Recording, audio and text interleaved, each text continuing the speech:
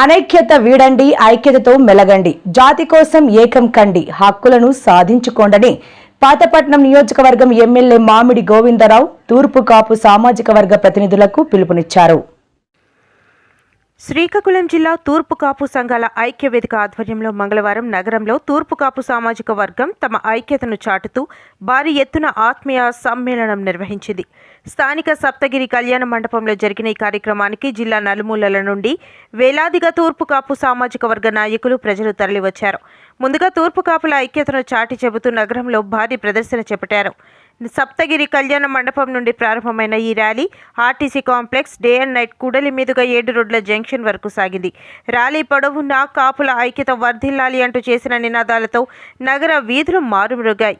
7 రోడ్ల కూడలి వద్దకు చేరుకున్న అనంతరం గొర్లె శ్రీరాములు నాయుడు విగ్రహానికి పూలమాలలు వేసి ఘనంగా నివాళులర్పించారు. ఈ సందర్భంగా జరిగిన సమ్మేళనంలో పలువురు వక్తలు మాట్లాడుతూ రాజకీయ పార్టీల తీరుపై తీవ్ర ఆగ్రహం వ్యక్తం చేశారు. తూర్పు కాపులను ఓటు బ్యాంకుగా మాత్రమే చూస్తూ అన్ని రాజకీయ పార్టీలు ఈ సామాజిక వర్గాన్ని రాజకీయంగా అనగదొక్కే ప్రయత్నం చేస్తున్నాయని ఆవేదన వ్యక్తం చేశారు.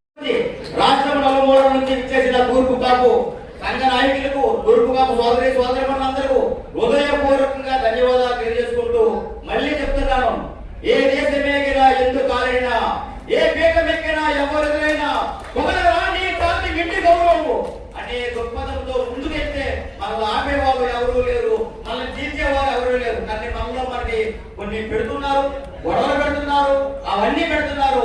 దాన్ని మార్చాలి. ఆ మార్చాలంటే మీలో ఉన్న మేధావులందరూ బయటికి రావాలి.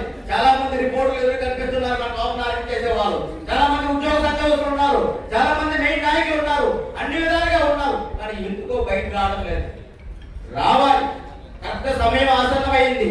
ప్రభుత్వం కూడా సీట్లు పెంచాలని నిర్ణయంతో ఉంది. కేంద్ర ప్రభుత్వం కూడా సీట్లు పెంచాలని నిర్ణయంతో ఉంది. అందరూ ముందుకు వచ్చి మనం ఐక్యతగా ఉండి మనం ఏకమైతే సాధించలేనిదంటూ ఏది ఉండదు, సాధించగలం కూడా మనం తెలియజేసుకుంటూ నాకు ఈ అవకాశం కల్పించే అందరూ కూడా హృదయపూర్వక ధన్యవాదాలు తెలియజేసుకుంటూ తెలియజేసుకుంటాం.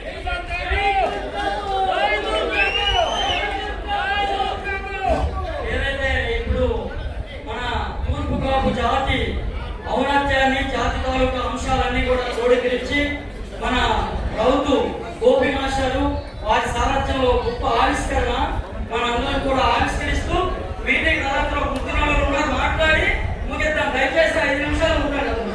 Right, thank you. ఆయన యుగం రావాలంటే మనం అందరం కూడా ఐకమత్యంగా ఉండాలని మీ అందరికీ కూడా వినియోగించుకుంటున్నాను. ప్రతి ఒక్కరు మొత్తం సభలు పెడతాం. నేను లాస్ట్ టైం కూడా ఇక్కడ చూస్తున్నాను, సభలు పెడతాం, వెళ్ళిపోతున్నాం. కానీ మన కులం కోసం మనం ఏం చేస్తున్నాం? గతంలో నేను కూడా కులంలో ఉండి కూడా కొన్ని అవమానాలు ఎదుర్కొన్నాను. అది నేను చెప్పను. ఇప్పుడు మీ అందరికీ తెలుసు, ఇక్కడ చాలా మంది నాయకులు తెలుసు. మొత్తం మా పిల్ల రాజేష్ అక్కడ ఉన్నదా, ఎక్కడ ఉన్నారు, వీళ్ళందరికీ కూడా తెలుసు.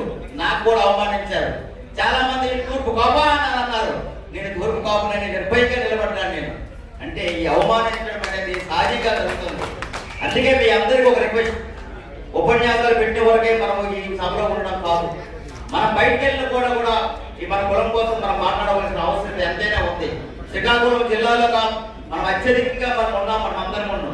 మనకి ఇప్పుడు ఏదైతే మనకి జరుగుతుందో, అన్యాయం జరుగుతుందో, ఏదైతే జరుగుతుందో దాని విషయం కూడా మనం అందరం ప్రజల దృష్టిలో పెట్టి మనం అందరం ఒక కమిటీ వేయాలి. మీరు ఏదో ఒక్కసారి 10 మందిలో ఉన్న ప్రాబ్లం అవ్వదు. ఒక మంచి కమిటీ వేయాలి. వివిధ ఉద్యోగ సంఘాలు, కుల నాయకులు అందరూ కలిపి ఒక కమిటీ వేసి, ఆ కమిటీ వేసిన అందరినీ దానిలో తీసుకొని మేధావులు కూడా దానిలో ఉండాలి. మేధావులు ఒక ఆర్గనైజేషన్ తీసుకోవాలి. ఏం తీసుకోవాలంటే మేధావులు చూసిన సలహాలు మనం తీసుకొని మనకు ముందుకు నడిగి నెక్స్ట్ మనమే మొన్ననే విన్నాము, మీరు అందరూ విన్నారు, శ్రీకాకుళం 10 ఉంటే 15 పెరుగుతున్నాయని మనం చెప్పడం అనేది జరిగింది. అంటే మరో 5 పెరుగుతున్నాయి. మన ఇంతకు ముందు మన తూర్పు కాపు విషయంలో అసెంబ్లీలో ఒక 2 ఉండే 3 ఉమ్మడి జిల్లాలో 3 ఉండే. కానీ ఈ రోజు ఏమో 1గా నిలిపోయి ఏకాకిగా పాతపట్నం శివరంలో నేను ఉన్నాను. మనమందరం అవ్వాలి అనేటప్పుడు ఇప్పుడు మనమందరం తరఫున ప్రభుత్వానికి, ఇప్పుడున్న ప్రభుత్వానికి మనమందరం కూడా ఒక రిప్రజెంటేటివ్ లెటర్ ఇచ్చి మాకు విద్యార్థుల్లో కూడా మాకు కూడా అవకాశం పెరగాలి. గతంలో మాకు ఎంత వైభవం ఉండేది, ఈ రోజు మేము ఎలా ఉన్నామని సాటి చెప్పని వెళ్ళి అడగాలి. అడగ అమ్మాయి అన్నం పెట్టదు. అయితే మనం అందరం కూర్చొని ఒక కమిటీ వేసి, నేను తప్పనిసరిగా కమిటీకి నేను వస్తాను. ఈ రోజు మిమ్మల్ని డిస్కరేజ్ చేయకూడదు, ఎట్టి పరిస్థితిలో రావాలని చెప్పేసి 20 మీటింగ్ ఉంటుండగా దాన్ని ముగింపు వెళ్ళకుండా వచ్చాను. మళ్ళీ ఈ రోజు మళ్ళీ ఇప్పుడు ఆదపట్టం 3 గంటల మళ్ళీ